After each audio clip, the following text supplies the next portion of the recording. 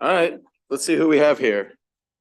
I see Ben Kramer in the audience. We'll move him to the end of the list here.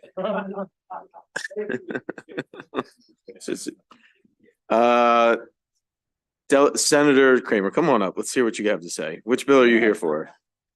Mr. Chair, I am here for Senate Bill 192, which, colleagues, is a cross-file of the good vice chair's bill. Any questions from the committee? And it's in the same posture. All right. All right. Any questions? That concludes the bill hearing on 192. You have another one, Senator? I like the way you roll. All right. Yep. If it's a direct cross-file, tell us that and we'll get you out of here. Next Senator, come on up. Mr. Chairman, Senator Justin Reedy, very excited to be before you to share an exact cross-file of the Carroll County Public Facilities Bond Bill, Senate Bill 693. I'm happy to go through the details of the bond request. All right. Any questions from the committee on the exact cross-file? Pass the House. From here, yep. All right. Have a great day. Thank you, Mr. Chairman. 693.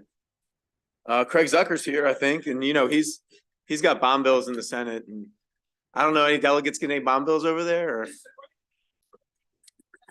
only if they weren't in your name, sir. No, I'm teasing. We love District 21. We love appropriations. Good to be back. For the record, Senator Craig Zucker here on two bills. One is Senate Bill 859, which is a direct cross file to 1163, Chair Vanessa Atterbury's.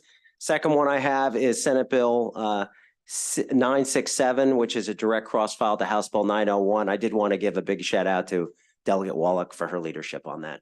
all right, any questions from the committee on either of those bills? Don't see any. That concludes bill hearings. Thank you, sir. Get back to work on that capital budget. We're waiting for it. Yes, sir. You pass my bills, I'll send you the Does Senator capital. Hedelman have any money? Does Senator Hedelman have anything in the capital budget? She's here. I have it under Shelley Barnes. All right, well, Senator Hedelman, come on up. Thank you very much, Mr. Chairman, Mr. Vice Chair, members of my old committee. Good to see you all. I'm Shelley Hedelman, Senator from District 11, and I'm here to present Senate Bill 165, which is a direct cross file of House Bill 204. It has to do with mental health training of coaches and with schools that have athletic programs in higher education and K through 12. And it conforms to the bill that you all passed, and I ask for your favorable report. All right, you're this close to talking us out of it, but just in time. We're not too long, The former vice chair of EED. I do. Any questions? That concludes the bill hearing. Thank you for coming over. All right, House Bill 596 is a direct cross file of my bill.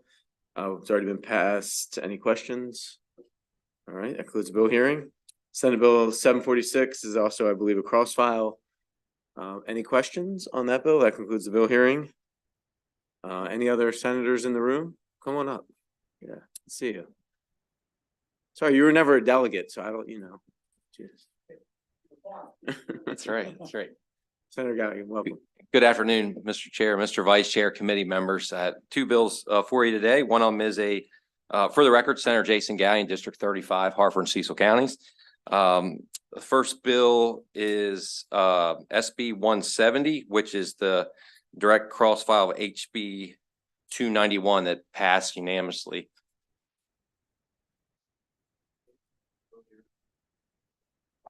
All right, next one, Senate Bill, once again, for the record, Senator Jason Gallion, District 35. This bill is SB 143, Teachers Retirement and Pension Systems Reemployment. This legislation would clarify an exemption that currently exists for public school employees and expand that exemption to include central office employees. Currently, a local school system can rehire a maximum of 5 individuals in any school who are retirees of the teacher's retirement system. This bill simply removes the "at any school" language, extending the benefit to central office employees. We arrived at this legislation from a constituent who was employed in the accounting department at Harford County Public Schools Central Office. She was recently retired when the COVID pandemic started, and they had some staffing shortages affecting the school system. So she decided to jump back in to help out in their time of need. Unfortunately for this good deed, she is faced with losing a substantial chunk of her retirement So through working with the helpful folks at SRA, we arrived at this bill that will apply retroactively and help this constituent save her hard-earned retirement funds. This bill is expected to apply in only a limited number of circumstances, has no discernible effect on state pension liabilities or contribution rates, and no effect on revenues. I would kindly ask for a favorable report. Okay, thank you for that. We'll make sure that our subcommittee chair takes a look at it, and thanks for presenting the bill. Thank you. Any questions? Concludes the bill hearing. Thank you. Senate Bill 395, I believe, is a cross file. So I'll take that. Any questions on 395? All right, that concludes the bill hearing. Any other senators arrive? All right, I'm gonna keep rolling through then. Senate Bill 126, Senator Augustine, I believe that is definitely a cross file. Any questions from the committee on that? Passed that bill earlier. That concludes the bill hearing on Senate Bill 126. Anne Arundel County 657, I believe that's a cross file. Is that right, Mr. Chair, Mr. Vice Chair? All right. Any questions on 657? That concludes the bill hearing. Public Facilities Bond, the annual Carroll County 693. We did pass that bill. Any questions on that bill? Concludes the bill hearing. Northwest Baltimore Sports Tourism Facility. We did hear that bill. I believe that we haven't moved it. We did pass it. Okay, good. Any questions on 804? That concludes the bill hearing. All right. Anyone else here from the senator's offices? All right. Senator Washington, that was my bill, and we definitely passed that. 517. Any questions on that? All right, that concludes the bill hearing. Anne Arundel County Board of Community College Trustees 69, Senate Bill 69. We passed it out of here according to the Vice Chair. Any questions? That concludes the bill hearing on 69. Senate Bill 527, also a duplicate direct cross file of the bill we already passed. Any questions on Senate Bill 5? Oh, come on up. It looks like a direct cross file, so don't need a whole lot. It is. Chair Barnes, Vice Chair Chang, members of the committee, thank you for your time today. Senator Kelly is sorry she could not be here. She had an event in district she had to attend. SB 527 as amended is identical cross file to Delegate Stephanie Smith's HB 367. Perfect. We will get it on the move as soon as we can, as we've already passed the House bill. Thank you. All right, let her know. Tell her hello. That concludes the bill hearing on 527. 567, same identical cross file of the bill we have already passed. Are there any questions on 567? Okay, great. Senator, I think we moved the Anne Arundel County bills. We already heard them and they're a direct cross file, but come on up. We'd like to say hi to you. How's everything going in Anne Arundel County? Well, actually, I assume you discussed Senate Bill 657? There was an amendment. Okay, tell us about the. Can I tell you about that one? 657. Yeah, Senate Bill 657 is nearly identical to its cross file, House Bill 541, which passed committee in the full House. The only difference is the Senate bill clarifies that educators includes a classroom teacher, an education support professional, an educated related service provider, and a specialist eligible for certification from the State Department of Education. The House sponsor requested this amendment, didn't make it in time for the bill pass the House. So I would just Sounds ask like that. kind of a technical amendment. I doubt the delegation will have a problem, but we'll check and get it on the way. All right, great. Thanks. Well, Have a great day. Thank you, Mr. Chair. Thank you. See you. All right, we do have two new bills. We have a stadium authority. Is anyone here from the stadium authority? All right. I think it's a technical cleanup for our Ravens stadium fund. So just briefly explain it and thanks for being here. Chair, Vice Chair, and honorable members of the House Appropriations Committee. I'm Dawn Abshire from the Maryland Stadium Authority. I'm the CFO, and I'm here today with the written testimony in support of HB 1525, which is to establish the Maryland Stadium Authority Camden Yards Football Sports Facility Special Fund. And there's two funds. It's the emergency fund and the capital repair fund. And these two funds will be they're part of the lease and they're funded with $5 million each from the Stadium Authority, from the taxable bonds. And then the emergency fund will be funded annually, $1 million a year by the Ravens till it reaches 10 million. And then it will be replenished to keep it at 10 million by both parties. And then for the capital works, it's funded $1 million each year by the Stadium Authority, and it can be funded with not bonds or non-budgeted funds. No, no. The two funds, the money's already been put The aside for pots. both. Yes. Great. Any questions Yes, for any the Maryland Stadium questions? Authority? Okay, thanks for being with us. Thank you That so concludes the much. bill I hearing. appreciate it. Save the best for last, my bestie, my former seatmate, Delegate Tolles is here. House Bill 152. Thank you, Mr. Chair, Bestie, and if it's okay, we'll be joined by a representative from UMES. I don't know how you do it over here. Yeah, we can have, Okay, just briefly, we usually, actually, it's a House bill, so yeah, come on up. okay.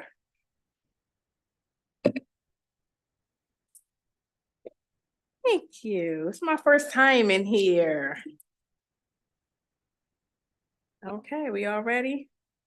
All right. Thank you, my chair, Bestie. You did a wonderful job in budget. I know it's not like when I sat next to you, but you did well.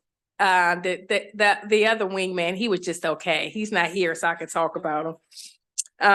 But I want to thank you. I'm so excited to be here for my first time and that I don't have judiciary. So I'm just so happy. Yeah, I know how we roll over there.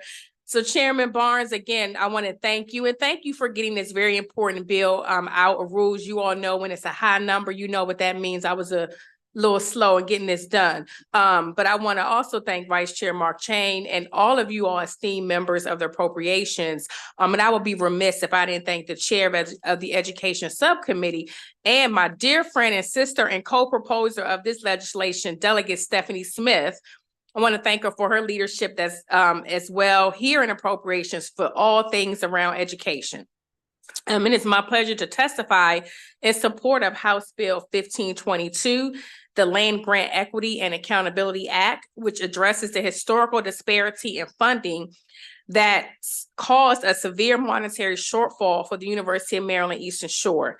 This is a priority bill for the Legislative Black Caucus of Maryland. The University of Maryland Eastern Shore is a public 1890 land grant and historically Black university that embraces obviously diversity, and it opened its doors to Black students to study agriculture in September 1886.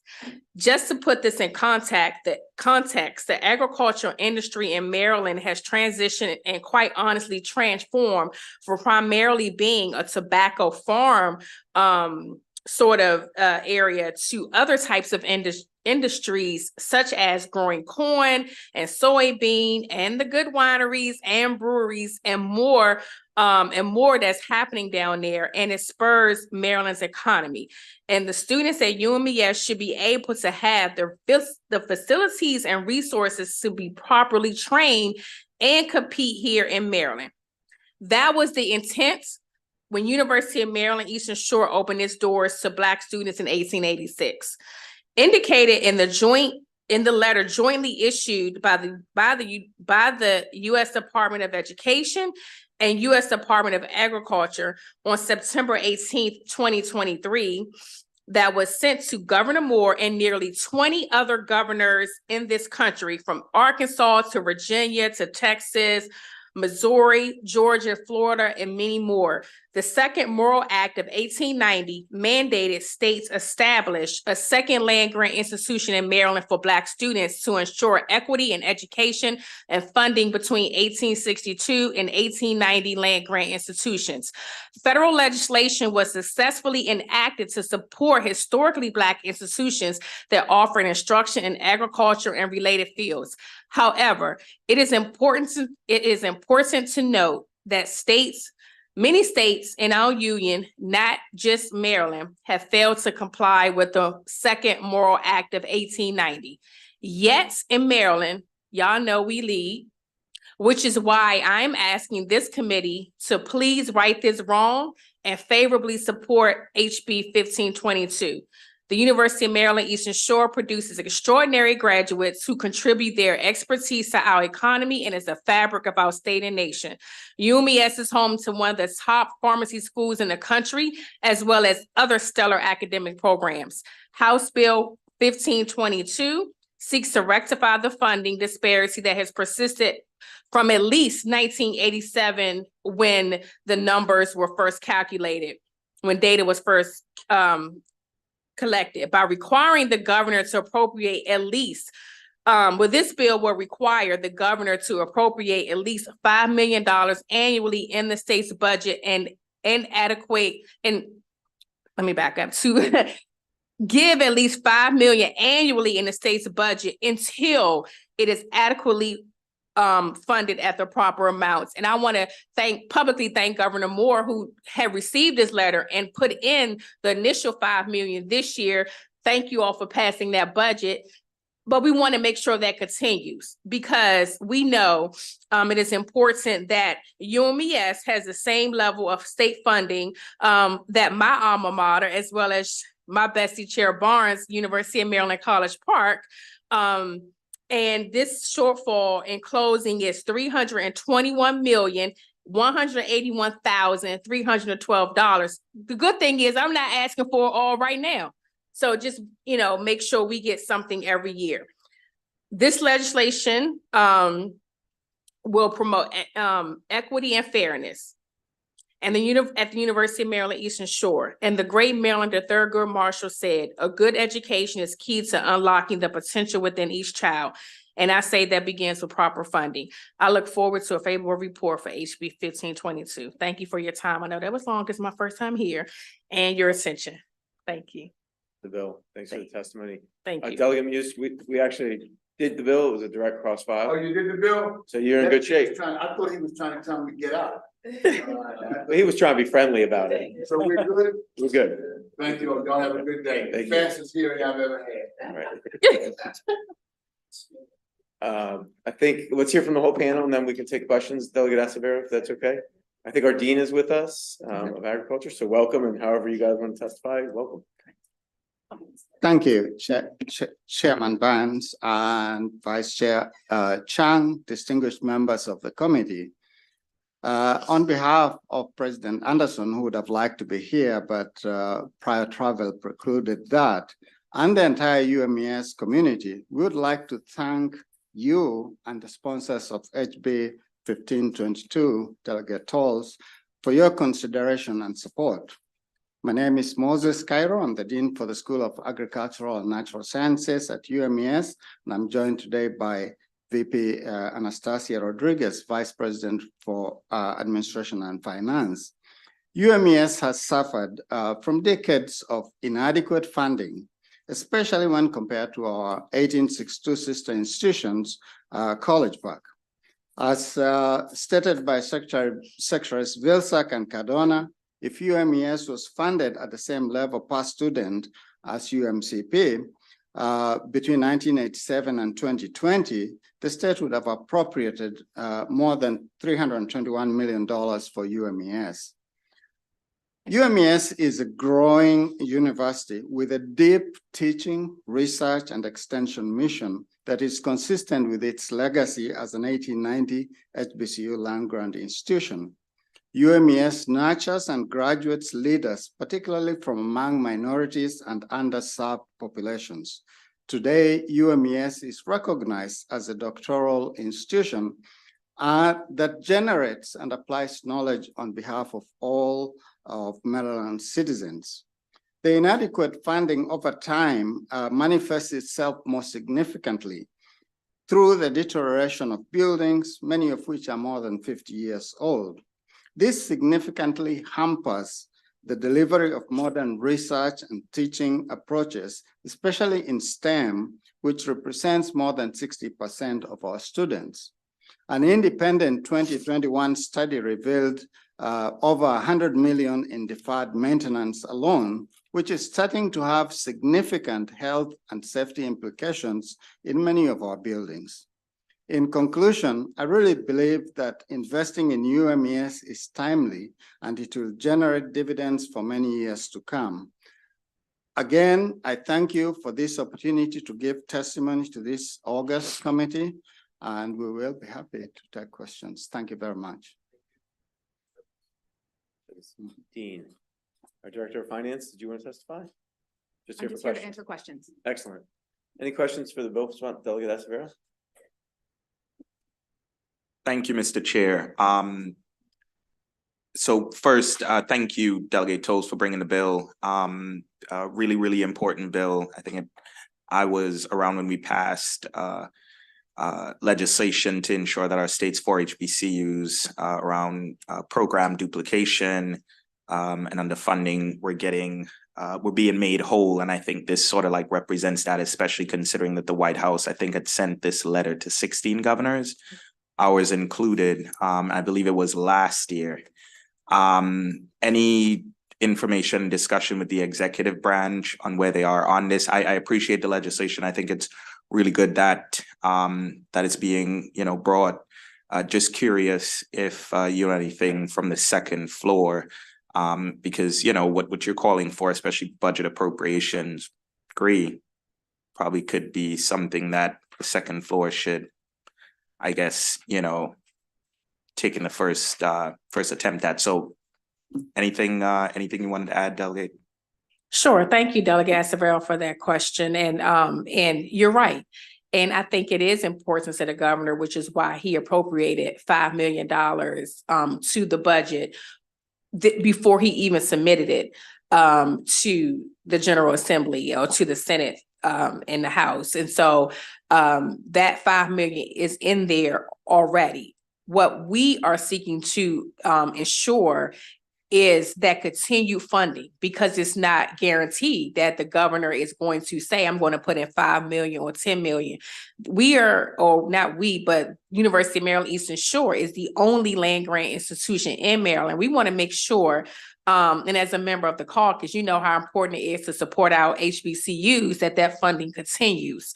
And the best way we can assure that continues long after we are gone, because 321 million is a lot to make up. We want to ensure that there's a deposit made on that every year until it is adequately funded as best the state could. And so that's the intent of the legislation, to make sure that, that it continues, because we know it's going to be most likely beyond Governor Moore's time here. And while we know he's committed based off this down payment he made, we want to make sure that continues to get, that this university continues to get funded to make up for this shortfall. So I don't know if anyone else wants to add, but that is my. Thank that's you, Delegate good. Thank Tolles. you. Yeah, thanks to your panel. Thank you. Yeah, thanks, Mr. Chair. Thanks for bringing this bill forward. As someone who's from Somerset County, I grew up on that campus. Probably should not have been there, but I was there's a lot of girls from across the bridge. You know what I'm saying? It is what it is. But my son is at UMES legally, and will be graduating from there this time next year. And so, so it's an important. It's an important facility for us on the Lower Shore. And the facility is not the right word, but it's an important cornerstone for future Important generations. institution. Yes, institution. There you go. See, I didn't go to college, so I didn't know it's called an institution. But so yeah, right. No, we're good. And now you know why. But no, but I'm grateful that this is coming forward. I've seen the disparities firsthand growing up. Like I said, seeing things, as you travel across the state, especially after being in this position, going to other campuses, other institutions, and seeing things that are going on there, and seeing what we have down in Somerset is not, it's not equal, it's not equitable, it's not any of those words. But so I guess I was wondering if you could kind of quantify, for those who haven't seen the campus or institution like I have, what the capital improvement over the next decades will do to if you could kind of quantify what that'll do for the future of us on the shore that are going to school, and have the impact that'll make as we move through the 21st and 22nd century. Sure. Thank you, Delegate. I would appreciate for the university to answer that. Thank you. Thank you very much for the question.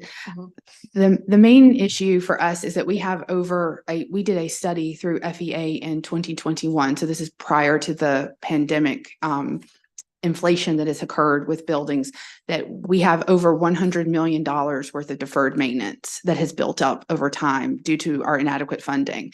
What we would like to do is, if this bill was passed, is to use these funds to help us start to address that backlog of deferred maintenance.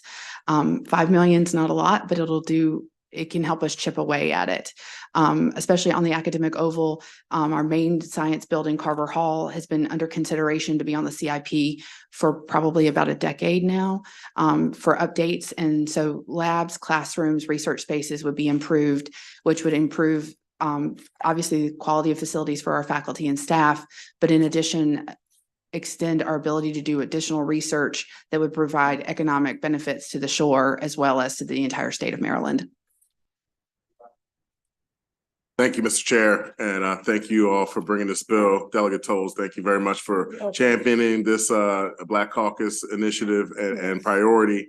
I also just have to mention that my chief of staff is a former president of the student body at the University of Maryland Eastern Shore. So thank you for giving me such a wonderful gift. I want to ask, just to clarify, that the $300+ million is the difference between the funding between the University of Maryland College Park and the University of Maryland Eastern Shore. Is that number? That's what that number represents, correct? That is correct. And I do have a copy of the letter. You all can see me for that letter. That's correct. Okay. And then to Vice President Rodriguez, would you mind talking about the comments that have been made by the United States Secretaries for Education and Agriculture as it pertains to addressing this disparity in funding between the two universities? So the letter was originally written last fall to initially address the inequity between the match. So in the past, the state match was not given equally to College Park and UMES. So the original point of the letter was to ask the states between the 1890 and the 1862 land grants to make the match be the same and be 1-for-1 as is required by the Moore Act. Then they went on to describe in the letter that also if you funded the two institutions per student, so we're not saying equal, we're just saying per student equal. So the same amount per student. If you did that the same between 1987 and 2020, then that created a $321 million shortfall. So that's just to make it where for the number of students enrolled at UMES, if we were given the same dollars per student that as College Park, that we would have received that additional funding. Thank you. Mr. Chair, can I add something to that? If it's briefly, thank you. I just want to say that, we know what the climate was like in 1886 and 1890 and why, another institution, a land grant institution was started. And we know that, at that time, it wasn't, it wasn't something that the government was trying to do. Hey, we say we wanted the separate but equal, but we know it was not equal. And that is what was discovered starting in 1987. And that is why President Biden sent this letter to 16 institutions to say for this long, they have not been made whole. So this is not to give UMES any more than any other university should have. This is just because we know it was separate, but it was not equal. And those two were the only land grant schools in the state. One was a primarily white institution. One was a primarily Black institution. And so, the task we have here is to try to, as I said, right that wrong and begin to give a little bit to this university to make up for what they were not getting because they were a Black institution. And again, we know what was going on during those times. Not any of our fault, but we are here now in 2024 to try to do what we can to make it right and to be able to give them the resources they need. And I wanted to add, you do represent that community, and the amount of people that work at that school have jobs and opportunities, and what that means for that community. Funding will help go to employing those people as well.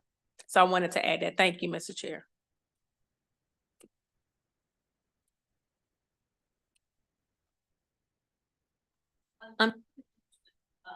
Far as how was the calculation? Did you account, if or the Biden administration, did they account for the inflation of the dollars? Because obviously a dollar in 1896 or 1890 was really $1. And then as you progress, I'm just kind of curious how they how they figured out the number and did they deal with the fact that, you know, as we've progressed, a dollar isn't really a dollar like it was, you know, 100 years ago. So I just kind of wondered how they came up with the figure. Look at you talking appropriations, talking that judiciary talk. And you didn't left us.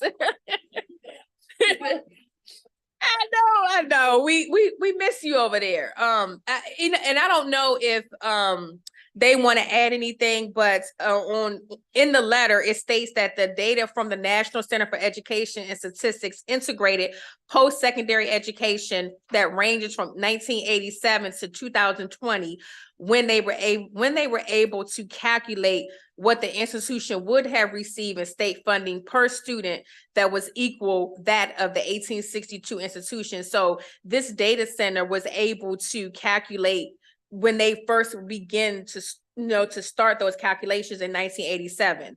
I guess they didn't keep a record then, prior to that, but it does say that's where the statistics came from. And that's what I could offer, because I don't know if they did dollar per dollar, $1, 1886, it was like less than a penny versus now, right? So but this is where it came from. And I believe they, this is a federal center, so I don't know if they want to add anything or it's up to the chair, but and I will share the letter with you if you want a copy of it.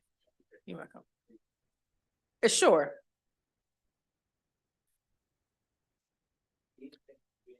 Oh, thank you.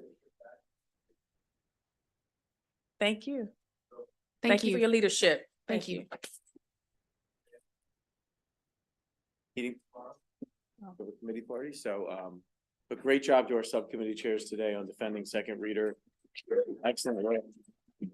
Great team effort, the whole committee. So we'll have third reader tomorrow, but we're adjourned for today.